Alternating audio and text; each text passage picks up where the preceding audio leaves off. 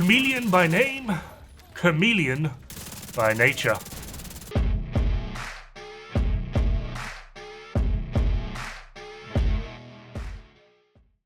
Right, Chameleon's a weird one, and I'm aware there is a huge, well, I'm not sure if it's huge, but there's a fan base for Chameleon, and how dare anyone say anything bad about this weapon.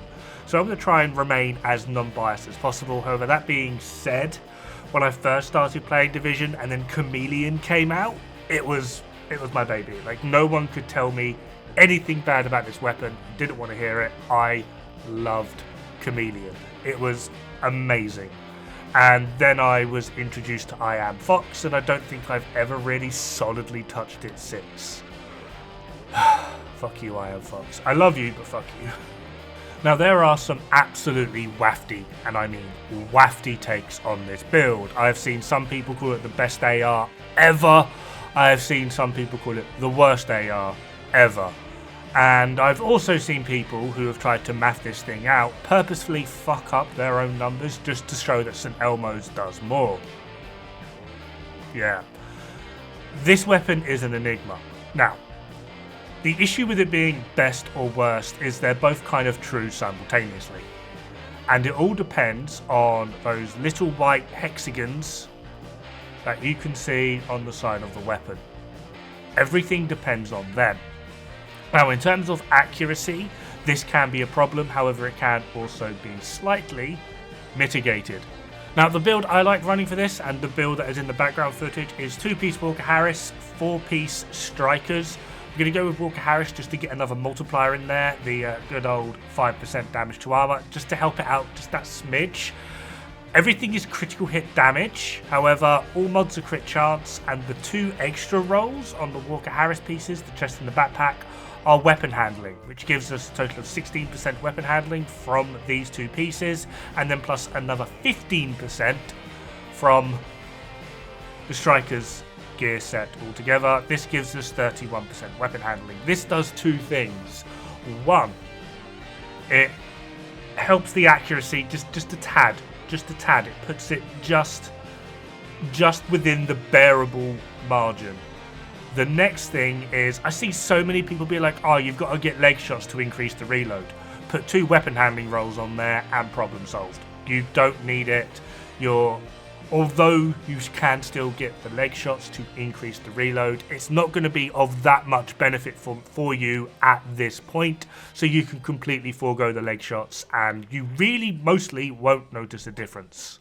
However, this is just the build I like. It's the only one I've really found that gets 1, decent damage, 2, actually makes the accuracy bearable. However, if we use the standard Strikers build here, and we're not going to change a damn thing, we're going to keep both Chameleon and Elmo's on there, and we're just going to compare them as is with the Coyote's buff. So without any of Chameleon's buffs, we essentially get this, which hopefully you can see that just comparing Elmo's to just a base Chameleon, Elmo's does like 15%-ish more.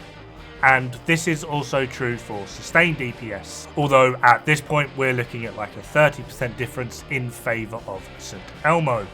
However, despite the accuracy issues and the overall performance of this weapon without any buffs being quite lacking, the issue with this is these buffs are, particularly one of them, the body shot buffs, is very easy to get. You only need 75 body shots, although that sounds like a lot with a 50 round mag. This is literally just should be easily done within 2 mags. Headshots, although considerably less at 30, this is going to be harder to get because the weapon's accuracy. So if we now just factor in just the body shots, which puts that 1 in AWD to 1.9, yeah, Chameleon's near enough doing 20% more now in terms of burst DPS than Elmo. 20%. And this would be roughly the same for basically every AR. It will beat everything in this regard. By everything, I do mean just within the AR spectrum. However, even in sustained DPS, we've near enough caught up. We're like 2% behind. That's basically it. Then if we factor in the crit buffs, we're pushing 40% more. 33.6% more on head and 41.22% more on body. This is a hell of a difference. Even now, without including the reload buff in terms of sustained DPS, Chameleon is doing between 10 and 20% more in terms of sustained, and we haven't even factored in the leg buff or at least any form of weapon handling to help decrease that reload. Which, the moment we do, again, Chameleon is doing like 40% more in terms of sustained DPS. In short, Chameleon with its buffs active is ridiculous. It is, in fact, the only rapid fire weapon that is able to keep up with Ouroboros. It will, with its buffs active, pick one, doesn't actually matter what buff it is. With its buffs active, it will beat every AR in some area. If it has the headshot buff active, it will beat, I think, pretty much every AR, minus Bighorn in terms of burst DPS if Bighorn is at full buff. With its body shots active to get the other 90% more weapon damage, it will beat every AR in terms of burst DPS. And with its leg buff active for the reload, it will beat every AR in terms of sustained DPS. So why does no one rant and rave about this weapon? Now, this all stems from the rumours I heard about Bighorn being very powerful within the incursion. Don't get me wrong, it is, but Dod-Foamath is still just a better option. However, we did find that Chameleon, if you don't have Ouroboros, is an even better option. All three of us, that when doing this testing, all performed our best when utilising Chameleon. And we went into it with 0 Chameleon buffs active, so within the Lovebird fight where we tested this, we had to get the buffs for Chameleon, and we still managed to outperform both Dod-Foamath and Bighorn. All three of us did, quite easily. It was not a small margin. So being that in arguably some of the harder content in the game, Chameleon is outperforming basically every other option, minus Arg's Lord and Saviour Ouroboros. Why does no one rant and rave about Chameleon? Well, the simple answer is uptime. See, the problem is, although if you know how to use it and specifically where to use it, Chameleon is, other than Ouroboros, again, Sharice should stop saying this just because Ouroboros is dumb, we should know this by now. Other than Ouroboros, Chameleon is like the best weapon to use if you are capable of using it. The problem is, the buffs don't last very long. A lot of the time, by the time you get the buffs, the fight is over. Luckily, if you actually finish an engagement while the buffs are still active, they do refill and will start their timer again when you re-enter combat. This is a nice touch. However, even in that regard, the problem we then have is the overall performance at range with accuracy. The optimal range of this weapon is 20 meters. And even with the build that I'm using, which is nowhere near as powerful as the build that we have been using for the spreadsheets, the accuracy isn't even that great, and those builds that I use for the spreadsheets only have 15% weapon handling. Don't get me wrong, the 15% weapon handling is nice, but it's nothing compared to the 31 that the build that I have in the background footage. Now, the next issue is playstyle, and this actually seems like a weird one. However, and hear me out here, in order to get the maximum effect from Chameleon, you are basically locked into playing meta. The reason for this is, the buffs last 45 seconds, which means you need to finish each and every engagement in less than 45 seconds. Don't get me wrong, Chameleon does work and pair very well with blue builds, simply because you can get 90% of your all weapon damage back just by getting the stacks.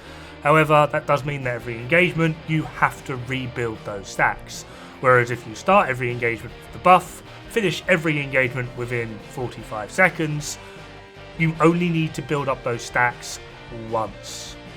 Now again, you can play this weapon off meta. I'm not saying you must play this weapon meta. People get my words very easily confused. It's quite strange. My point simply is, if you are to make an off-meta build and use Chameleon, 9 times out of 10 you will be better off with any other AR. If you play a meta build with Chameleon, it will perform ideally a lot better. In short, off meta, more micromanaging. Play meta, less micromanaging. And people don't like micromanaging. That is the big takeaway point. That is why we don't really suggest things like Chameleon all that often, simply just because, one, in order to get the best out of it, we're going to have to start throwing meta at people. The next one is trying to convince people how to micromanage the Chameleon's buffs, which is problematic to say the least, because that is purely going to come down to sheer playstyle. How aggressive are you? Because if you're not aggressive enough, you are not going to get Chameleon to work. So takeaway points from this are quite simple. In terms of paper DPS, with just looking at ARs, Chameleon is the most powerful AR, bar none. It will do between 30 and 40% more than anything else, both burst and sustain. The problem it has is how you play with it. Now sadly, due to the accuracy of it, it can get weird, and the main two buffs you're going to want to focus on is mostly actually going to be the body, because that affects both your crits, non-crits, headshots, everything. And then the second one will be the headshot buff, which is an increase in crit chance and crit damage. However, Chameleon is very powerful. It's just hard to play with. And suggesting weapons that are less intuitive to play with is not always the best option to go, hey guys, look at this really OP thing, but only 1% of you is going to be able to actually play it properly to get the best benefits out of this. Yeah, so hopefully this is going to sum up Chameleon a little bit better. Have fun, good luck, don't die. It's bad for the health.